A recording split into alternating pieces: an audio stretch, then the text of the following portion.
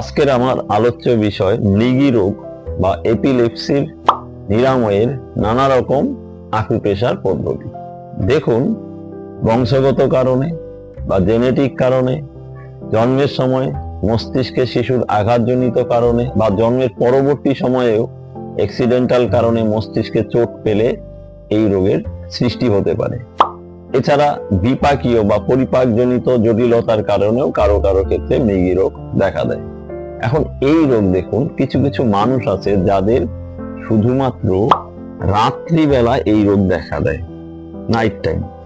সেই ক্ষেত্রে দেখুন, K6 বিন্দু সিডেট করলে ধীরে ধীরে এই রোগ থেকে মুক্তি পেতে থাকবেন। অর্থাৎ আপনার মৃগী রোগের প্রাদুর্ভাব বা ফিট হওয়ার বা সিজার হওয়ার বা কম্পনের সমস্যাটা গ্যাপ বাড়তে থাকবে। কিভাবে প্রয়োগ করবেন দেখুন, এই যে K6 পয়েন্ট, এটাকে সিডেট করবেন, বিওল ম্যাগনেটের সাদা দিক স্কিন টাচ করে লাগিয়ে দেবেন। উভয় হাতে করবেন। এটা দীর্ঘদিন করলে পরে এই রোগ থেকে আপনারা নিষ্কৃতি পেয়ে যাবেন। এবার একবার দেখবেন কারো কারো ক্ষেত্রে এই রোগ দিনের বেলা দেখা দেয়। মৃগী রোগ শুধুমাত্র দিনের বেলা হয়, রাত্রে কখনোই তাদের এই সমস্যা দেখা দেয় না, মৃগীজনিত সিজার বা ফিট হওয়ার সমস্যাটা। দেখুন, এই ক্ষেত্রে যেটা পয়েন্ট হচ্ছে UB62। এই UB62 পয়েন্ট সিডেট করলে দিনের বেলা যারা মৃগীতে আক্রান্ত হন তাদের এই রোগটা থেকে মুক্তি মিলবে। আসুন দেখে নেওয়া যাক কিভাবে এটার প্রয়োগ করবেন। আমাদের মধ্যমা আঙুলের ঠিক এই জায়গাটাতে UB62 বিন্দুটি অবস্থিত। বিওল ম্যাগনেটের এটাও সাদা দিক স্কিন টাচ করে লাগিয়ে দিবেন উভয় হাতে। তাহলে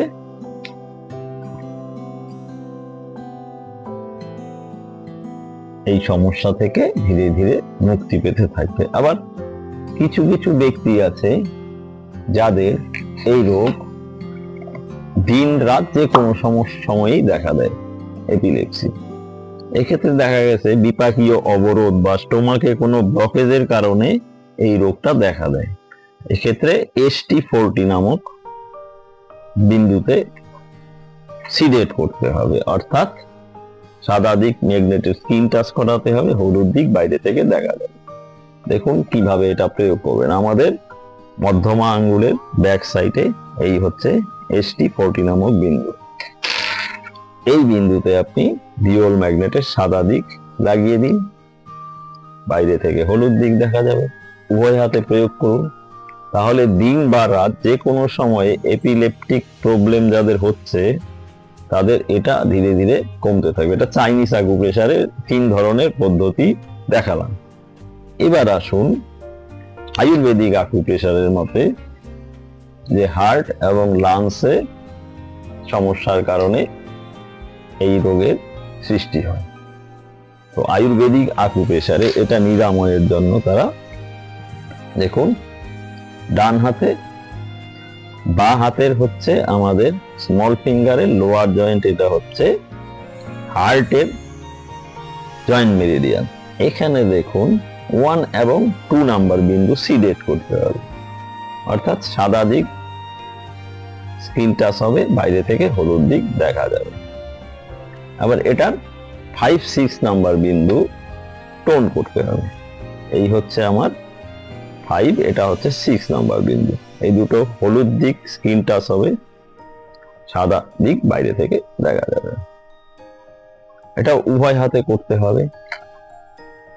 তাহলে আয়ুর্বেদিক আকুপ্রেশারের মাধ্যমে আপনার হার্ট এবং লাংসের গ্রোথ করতে থাকবে এবং হার্ট এবং লাংসের মাধ্যমে শ্বসনতন্ত্র এবং রক্ত সংবহন তন্ত্র মজবুত হবে। মস্তিষ্কে অক্সিজেন বাহিত রক্তের যোগান বাড়বে এবং আপনি এই রোগের মাঝে মাঝে যে প্রাদুর্ভাব হয় সেটা দেখবেন ধীরে ধীরে গ্যাপ কমতে থাকবে। এবং দীর্ঘদিন যদি আপনি এই আকুপ্রেশার ট্রিটমেন্ট চালিয়ে যান, একটা সময় আপনি এই রোগ থেকে সম্পূর্ণভাবে নিষ্কৃতি পেয়ে যাবেন। নমস্কার।